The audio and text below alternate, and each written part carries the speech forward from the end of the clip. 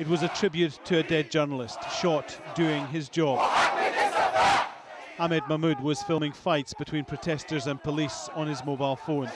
He was shot in the head. The coffin is empty. His body has yet to be returned to his family. But the emotion and the pain is raw and real. I feel like I lost a great thing. I lost my partner, I lost my daughter's father, and she needs him.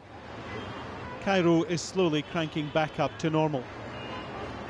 President Hosni Mubarak has held the first full meeting of his new cabinet, sending a clear message he's still in charge. On the streets, shops are opening, banks are functioning, traffic is moving. The past 7-8 days affected the entire country. The banks were closed, the post offices were not open either. When they reopened yesterday, everything was back to normal, but there are still some queues.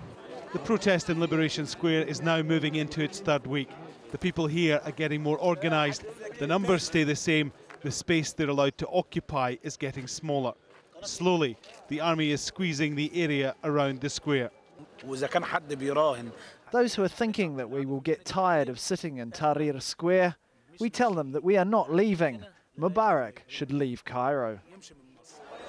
For the anti-government camp, the worry is the air is being sucked out of these protests, momentum is being lost. The tanks and soldiers are a reminder of what has gone on over the past days and weeks, and a reminder that this crisis is also far from over. Alan Fisher, Al Jazeera. Let's talk now to Sharif Al Musa. He's a political science professor at Georgetown University in Doha. The government's trying to urge people to get back to their daily lives, holding a full cabinet meeting with the president. Is the government still in a state of disarray, do you think, or is it now beginning to regain control of the situation? The government? It's really difficult to say, what the situation is. I don't think this is the end of the movement, but I think they need now to keep the Egyptian people behind them. But will the Egyptian people, the majority of them, stay behind the movement while the government continues what appears to be a somewhat effective strategy? Do you see it that way? Initially, many days ago, it pulled police officers off the streets, brought in the army, and we saw how popular the army is with the population. Now brought in opposition groups into some kind of a dialogue. Have they got the clear advantage? Well, I guess, probably the strategy of the government is to exhaust them, basically, keep them coming to Tahrir Square and wherever they demonstrate and gather in other cities, and then, day after day, the press would lose interest, the public would lose interest, and they would have just to go. So I think the people who are organizing these, the movement and the demonstrations have to think of ways to regain the initiative and be creative and find different ways of doing things. Can't really probably get, 1 million people every other day. What about the position of Western governments, the US above all? How important has it been in President Mubarak's calculations that he can weather the storm and wear the protesters down and stay in office? Because today he's made his clearest comments suggesting that Mubarak may be part of the solution, that there is no need for him to leave just yet. I think this is very critical, the role of the US and Europe, because, if in Tunisia, they did not really play that role, and the president had to leave. We remember the U.S. role in the Philippines when Marcos had to leave.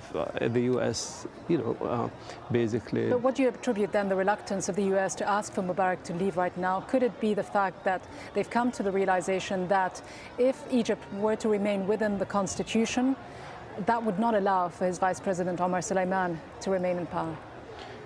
Well, I think they are worried, yeah, and it seemed like the Mubarak himself is refusing to leave, but they probably worry about the regime actually losing hold on power.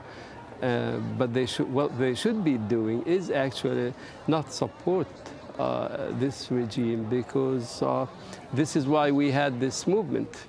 It's under his watch, under the president's watch, So. Professor Sharif Al-Musa of Georgetown University in Doha, thank you very much. And there's much more coming up this news hour, including all rise. The tribunal investigating the assassination of a former Lebanese prime minister, but will it create more tension for the new government?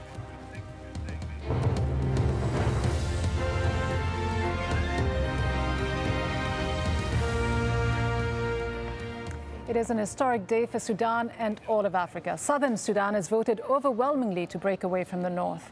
Official results just released confirm that 98.83% backed secession.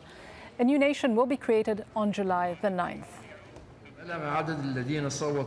The number of those who voted in favor of the unity, 44,488, and those who voted for secession, 3,792,518, with a percentage of 1.17%, 98.83% of the total valid votes.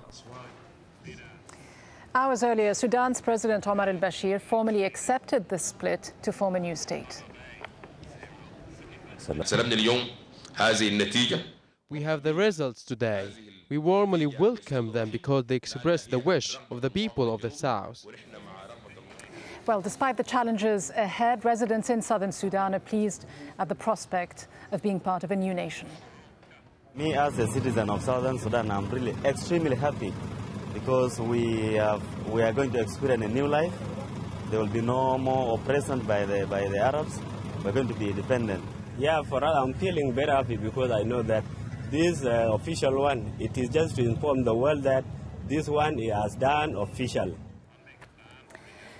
Sudan is currently Africa's largest country, but on July 9th, when southern Sudan breaks away from the north, that title goes to Algeria. No decision has been made yet on what the new nation will be called, nor has there been any resolution on who will get the disputed region of Abyei. It's oil-rich and it is also prime agricultural real estate. The people of Abyei are yet to vote on who they want to be aligned with. At the moment, tribes are allied to both the north and the south. Harun Mutasa joins us now live from Juba in southern Sudan. No doubt celebrations for the people of Juba, but does the issue of Abyei, the possibility that it could create problems going forward, dampen the mood at all in Juba and across South Sudan? I wouldn't say it'll dampen the mood, but people are watching it closely.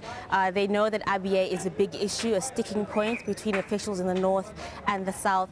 What officials in the south have said, they've had a series of meetings in Khartoum with President Bashir and officials in Khartoum, and they've said that they've decided to create some kind of committee that within the next few months will have to try and sort out some of these outstanding issues. The main one, of course, being the oil-rich region of Abyei.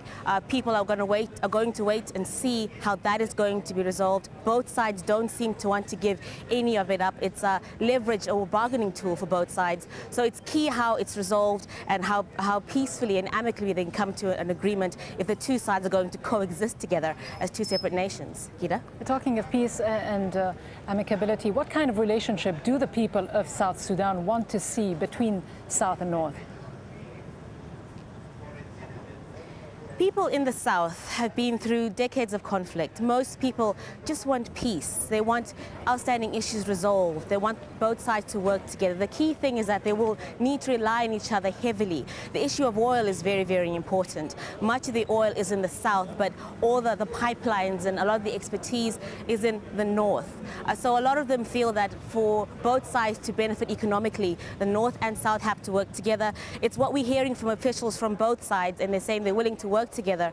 Of course, when it comes to the nitty-gritties of ironing out all these outstanding issues, it depends how quickly that can be resolved and how sincere both sides are really about cooperating once the South becomes an independent state. What about the leadership of South Sudan? Does it look well equipped to transform this nation, not just into the newest nation in Africa, but into a democratic one as well?